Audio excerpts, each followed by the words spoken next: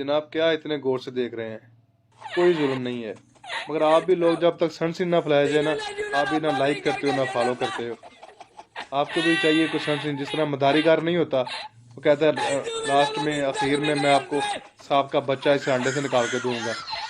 तो अब मजमा जो है ना वो ऐसे वहाँ इकट्ठा रहता है, जाता नहीं कहीं। आप भी उस चीज़ पर लग गए हो ना। तो हम आपके सामने कोई शो मनी करा सकते हैं, पैसा शो करा सकते हैं, ना कोई लिपसिंग कर सकते हैं गानों के साथ, ना किसी लड़के को हायर कर सकते हैं। इतने इतने अच्छे पैगाम दिए हैं, मजाल है किसी बंदे ने फॉलो किया लाइक किया हो।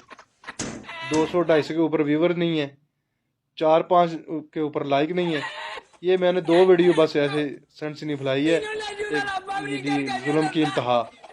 तो 1 घंटे में 1000 1500 1500 2000 2700 3000 तक मेरे व्यूअर चले गए हैं, और 80 90 लाइक भी चले गए हैं सिर्फ 1 घंटे में। तो यार जो अच्छा पैगाम है उसको भी लाइक और फॉलो कर दिया करो। तो ये नहीं कि ज़रूरी बंदा को ऊँचे हाथ करने करे फिर आपने लाइक करना है। अस्सलाम वालेकुम।